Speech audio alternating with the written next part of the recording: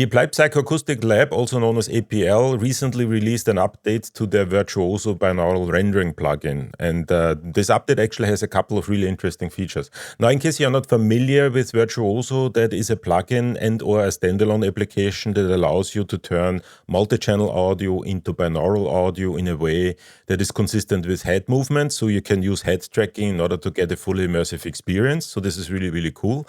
Now, the update that they released allows us to use the standalone version in Windows with pretty much any application that drives multi-channel audio. So you could technically also use it with games or other applications. So I felt it is time to make a video about those updates and kind of see if it's any good and how we can use it. So let's dig into it.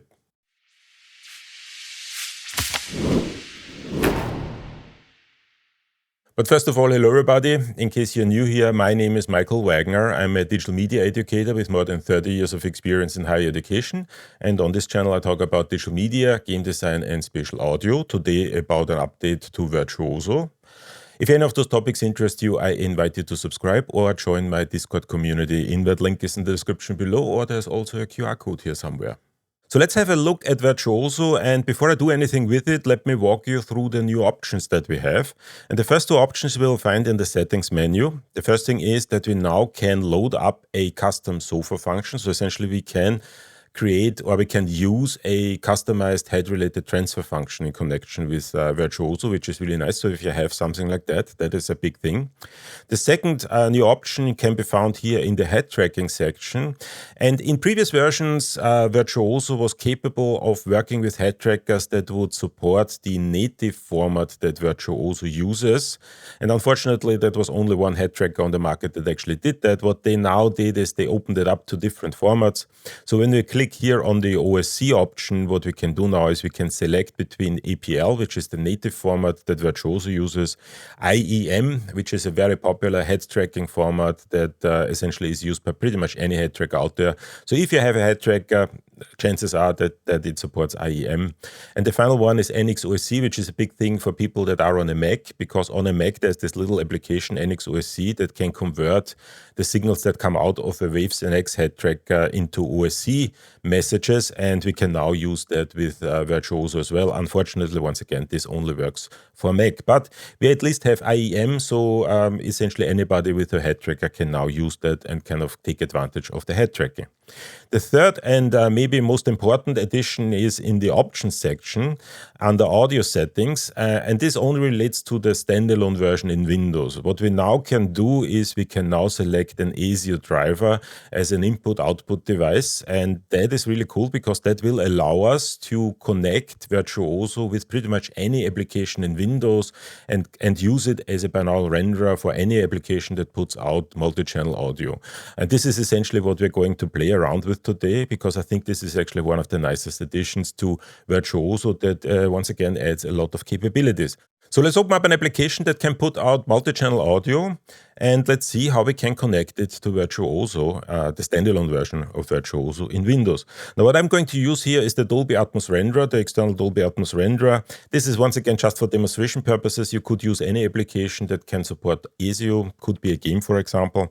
But because I'm talking a lot about Dolby Atmos, it makes sense to use the Dolby Atmos renderer. So I'm going to open up the renderer here. And once again, this is the Windows version of the renderer, which unfortunately doesn't have the same functionality as the Mac version of the renderer, but you can at least use it in order to play Dolby Atmos master files. And what I've done here is I've loaded up the Dolby Atmos master file that I created a couple of weeks ago in one of the previous videos. Let's just have a brief listen on what we have here.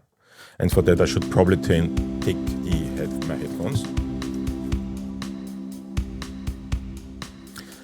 So it's a very simple Dolby Atmos file. We have a couple of objects, we have a bed, and that is pretty much it. And we are kind of putting it out into 7.1.4. So the idea now is to use Virtuoso as a binaural rendering engine that can turn that into a binaural signal and then use the head tracking capabilities within Virtuoso in order to really experience that sound three-dimensionally. Now there's one additional thing that I need, and that is an application that can route the audio out of the Dolby Atmos renderer into Virtuoso. So something that is similar to the Dolby Atmos bridge on a Mac operating system, just as an ASIO device. Now, there are a couple of different options that you have. The one that we're going to use today is Dante Via. If you ever get into the situation where you need to route audio between applications, this is actually a very good solution. It works on a Mac in the very same way as it works on Windows. It is not as elegant as Loopback is on a Mac operating system, but it has the same functionality. So this is what we're going to use today.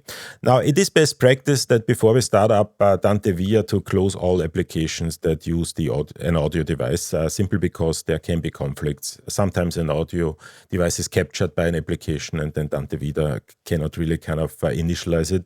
So let's just close Virtuoso here and let's close the Dolby Atmos renderer, and then let's open up Dante Via.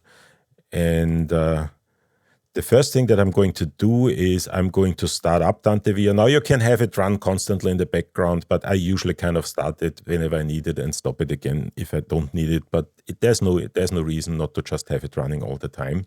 So let's start that up. And what it will do is it will essentially give you two lists of, first of all, the audio sources here on the left and the audio destinations on the right. And the idea is that you can now route any audio source into an audio destination. And we're going to see in a second how that works. But before I do that, let me first start up the Dolby Atmos renderer again. And it's going to remember that I actually had the master file loaded. Now it gives me an error here, so let's not worry about that. It's working fine. And the second thing I'm going to load up is Virtuoso, and as soon as I have these applications open, I actually see them here in Dante Via as possible audio sources as well as possible audio destinations. Now, the next thing that I need to do is I need to prepare these two applications to work with Dante Via. And the way I'm going to do that is by selecting Dante Via as the audio device that these applications are using. So in the Dolby Atmos renderer, I'm going to select Dante Via here. So let's push accept here, and then the same thing in the Virtuoso plugin. And this is actually the thing that is new now. So we can actually select an ASIO device here. And that should be fine. And then let's open up Dante Via again. And now we need to prepare the routing. So what we want to do is we want to route the Dolby Atmos renderer into Virtuoso. And you can see that it already remembered, I had a dry run before I shot this video, and it remembered what I wanted to do. And then we want to route Virtuoso into our audio device, and I'm going to use a digital analog converter actually. I recently switched my setup to include a Rodecaster, and the way I'm now working is with a digital audio converter that kind of converts the audio, or that converts the signal into high quality audio that is then routed into the Rodecaster.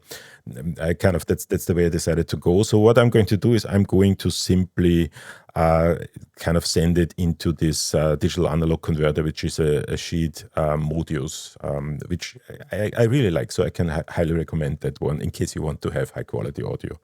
So what we need to do is we need to enable Dante on those devices. So enable Dante on the Dolby Atmos renderer in Virtuoso as audio sources, and then as destinations, we're going to have the Virtuoso as a destination, and then the Sheet external speakers as a destination. And now we need to make sure that all the rendering is done correctly.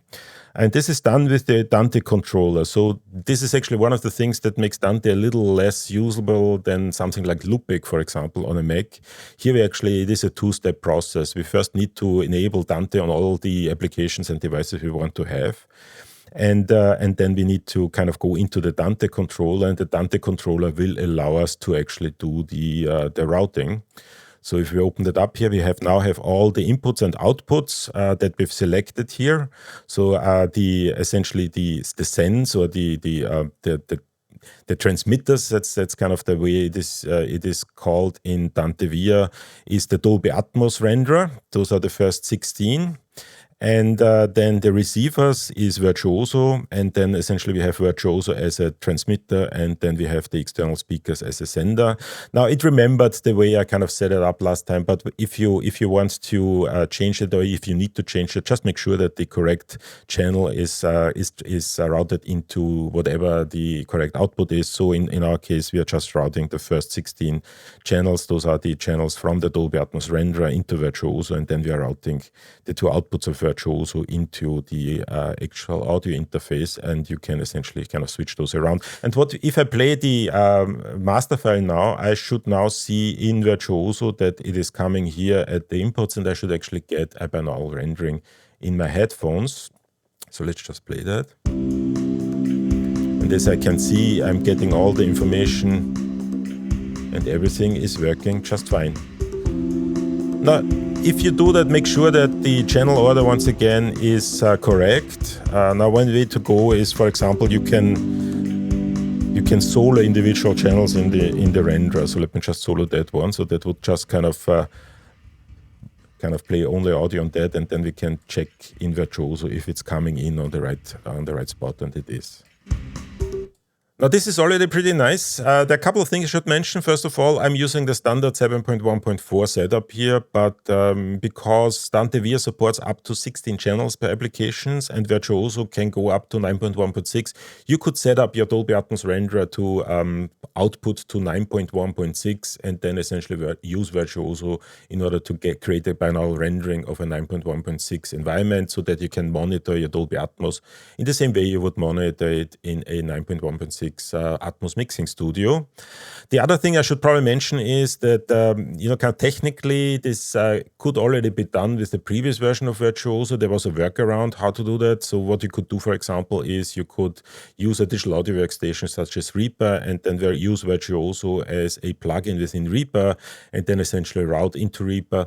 And with Reaper, there's actually this additional possibility to use reroute, which is also really kind of cool. And I think I used it in one of my previous videos. But here, with the connection with Dante Via, this is actually a lot more elegant and I feel also kind of quite more stable. And you don't have to run a separate plugin host in the background. You just have Virtuoso in standalone, and then you have Dante Via as a routing application that routes your audio within Windows. So there's now just one thing that is left, and that is let's add our head tracker. And I'm once again going to use the sub-aware head tracker, which I think is a really nice one. Going to leave a link in the description below. And as in all the previous videos where I used the sub-aware head tracker, putting it on my headphones is a little bit fiddly. So I'm going to kind of just sign off for a second, and I'm going to come back once that is connected to my headphones. So the head tracker is now connected to my headphones, and in order to be able to use it, there's one additional application that I need to load up, and that is Bridgehead. The Bridgehead application, if you followed my videos, you know, because I'm using that quite frequently, is an application that essentially turns the signals that are coming out of the head tracker into messages that can be then read by whatever application is working with that particular head tracker. And in order to make that work, I need to connect the head tracker to my computer. So as soon as I do that, the head tracker will essentially show up. Let me just double check that everything is set up correctly. I have the cable on the left, yes, and the profile that I'm going to use is the RPL Virtuoso profile, and that essentially should already kind of send the information out to the Virtuoso plugin in a way that is consistent. Let me just kind of double click here in order to calibrate that, and let's maybe kind of put that to the side here. And then in Virtuoso, I need to go into the settings, and in the settings, I'm going to select the OSC incoming at port 8000. If that port is used for something else, you can change that, but that's sort of also what Bridgehead is using, and then essentially the APL, and I can see that it is already communicating your pitch and roll. And with that being done, I shall now be able to kind of monitor my Dolby Atmos master file in full 7.1.4 immersive glory. So let's just see what we get here.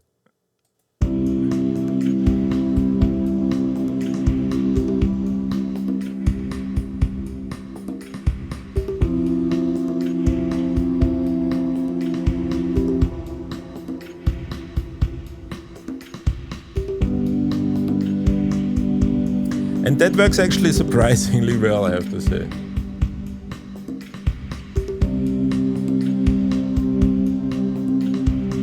So this essentially kind of works, and as you've been essentially what you heard was exactly the way I heard it. So when I moved my head, essentially you kind of heard it as a kind of a panning. But from my own experience, I can tell you that this is actually a really, really good experience. So this gives me a real impression of a 7.1.4 mixing environments. The nice thing about this obviously is that I can essentially kind of also do that on the road. So I don't actually have to be in a big mixing studio. I can, if I'm in a cafe somewhere, kind of slurping a cafe and kind of eating a piece of cake, I can still kind of act like I'm in a 7.1.4 studio. Once again, we can actually bump it up to 9.1.6 if we want to. And but best of all, this now works with pretty much any application. So if you're a gamer and you want to have immersive experience and immersive audio experience with your game, as long as the game supports ESU, you should be fine doing that, and it should work just fine. So this is really everything I wanted to say today. Thanks again for watching my videos. If you got any value out of this video, please don't forget to press the like button. It really helps out the channel because of the YouTube algorithm. That's unfortunately the way things are. If you have any questions or comments, please use the comment section below or join our Discord community. Once again, invite link is in the description below. And with that being said, see you at the next video.